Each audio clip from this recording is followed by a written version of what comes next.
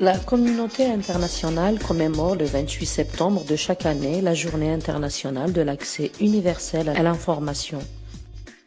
À cet effet, le bureau de l'UNESCO organisera le même jour une journée intitulée Débat du programme international pour le développement de la communication, promouvoir la culture de la paix et le développement durable à travers l'accès à l'information.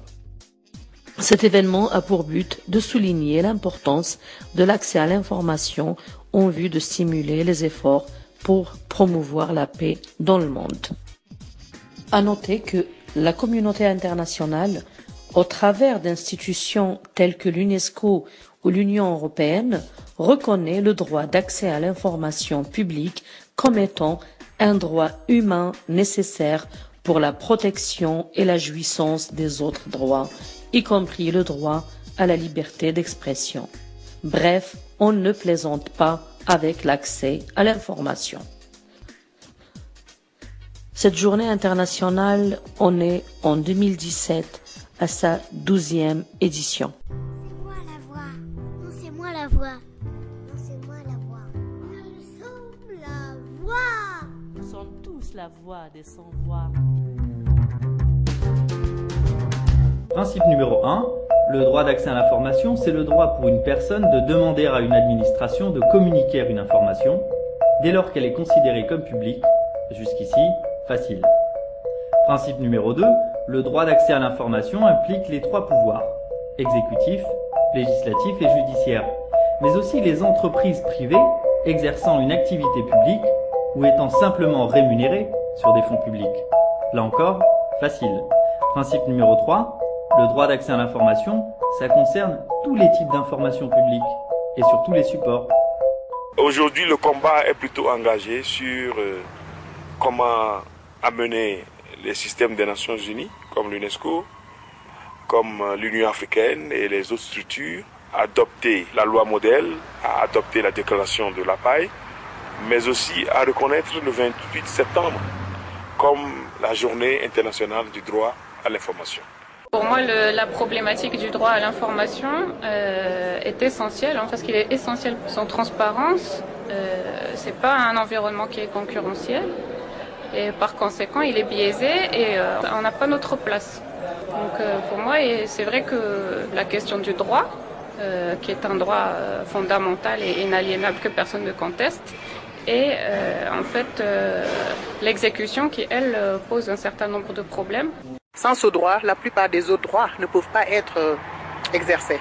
Si vous n'avez pas l'information, vous ne pouvez pas décider. Le droit d'accès à l'information, c'est un droit qui est absolu, qui est intéressant et d'actualité, puisque nous faire en quelque sorte un fer de lance pour consacrer cet état de droit, qui s'inscrit idéalement dans la logique et cet objectif qui est stratégique. Bien sûr, il y a des pays où c'est plus facile parce que les gens sont confiants, il y a une confiance qui est instaurée, on n'est pas encore là. Ça peut venir, et ça peut venir très facilement parce qu'on a tous les moyens qu'il faut, on a les jeunes qu'il faut, les femmes qu'il faut, on a tout ce qu'il faut. C'est vrai, moi je suis parfaitement d'accord quand on dit qu'il faut se comparer aux meilleurs. Nous sommes arrivés à un niveau où ce n'est plus le grand discours, mais c'est d'arriver par des choses pratiques à faire comprendre aux citoyens ordinaires ce qu'est l'accès à l'information pour lui, en termes de sa santé, en termes de son éducation, en termes de la gouvernance locale. Qu'est-ce que représente pour lui le droit à l'information? Est-ce qu'il a le droit d'aller demander l'information? C'est très facile de dire oui, on ne communique pas, ou l'information n'est pas là, ou bien il n'y a pas de travail. Mais c'est aussi très très difficile de changer les choses. Je pense qu'il y a quand même un grand changement, il y a une prise de conscience, il y a une grande volonté. Ces dernières années, le nombre des pays africains ayant accès à des lois sur l'accès à l'information a augmenté de 5 pays en 2008 aux 17 pays en 2015. Cependant, nous sommes encore loin d'une situation idéale. Plus de 2/3 des pays sur le continent n'ont pas encore des lois sur l'accès à l'information. Autrement dit, vous avez des citoyens dans plus de 2/3 des pays africains qui n'ont pas de droit d'accès à l'information. Si nous voulons faire une campagne par pays pour adoption de ces lois, cela prendra beaucoup plus de temps, sera beaucoup plus difficile et beaucoup plus coûteux. Donc, Nous sommes en quelque sorte à la recherche d'un raccourci, de sorte que nous puissions avoir un instrument régional qui applique dans tous les pays d'Afrique, que vous ayez un droit national ou non. Pour prendre des décisions importantes dans nos vies et nos sociétés, nous avons besoin d'informations. Nous devons savoir quels sont nos droits. Nous devons savoir comment nos communautés sont gérées. Nous devons savoir comment nos pays sont gérés.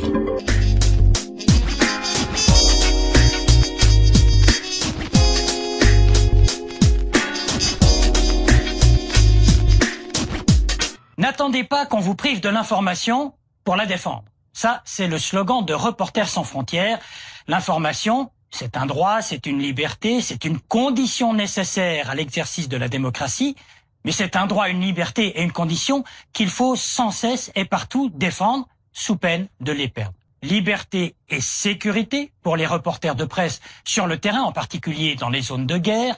Liberté et sécurité aussi pour les journalistes bâillonnés, censurés, poursuivis, condamnés à la prison ou au silence. Liberté enfin pour Internet, à un moment où les cyberattaques contre la presse se multiplient. Reporters sans frontières a encore beaucoup de travail. Ça va pas. La liberté n'est jamais vraiment acquise. C'est une formule qui est pas creuse quand même. Elle n'est pas du tout creuse, et moi j'aimerais beaucoup qu'on comprenne mieux aussi chez nous, aussi parmi les journalistes par exemple, mais parmi les citoyens, qu'il faut utiliser notre liberté à nous pour protéger celle des autres. C'est vrai que parfois assez difficile de faire comprendre aux gens que l'information est essentielle pour tout le monde et que c'est une valeur extrêmement fragile qu'il faut protéger et défendre. Nous défendons pas du tout un droit corporatiste des journalistes, nous défendons un droit fondamental qui est le droit à être informé.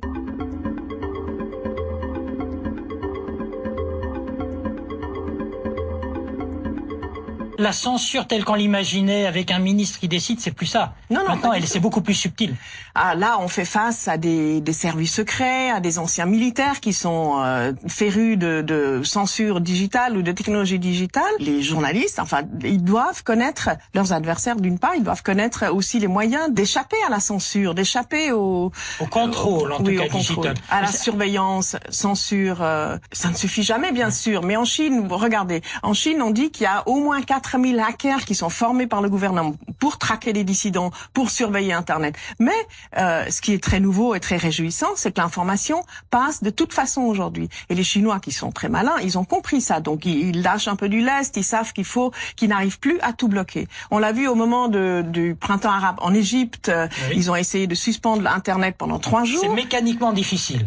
Et politiquement. Pas tellement, non. C'est pas difficile, mais ça arrête tout, ça bloque tout, ça bloque aussi les affaires du gouvernement. Donc ce n'est plus possible. C'est pour ça que c'est difficile, c'est que ça bloque tout. Ça bloque tout. Et pas seulement alors, les activités. Vous pouvez suspendre des sites, vous pouvez censurer des sites, surveiller, etc. Mais tout suspendre et fermer complètement le robinet de l'information, aujourd'hui, ce n'est plus possible. Merci, Thérèse Obrecht-Stodler. Je rappelle que vous êtes présidente de Reporters sans frontières Suisse. Merci à vous. Merci.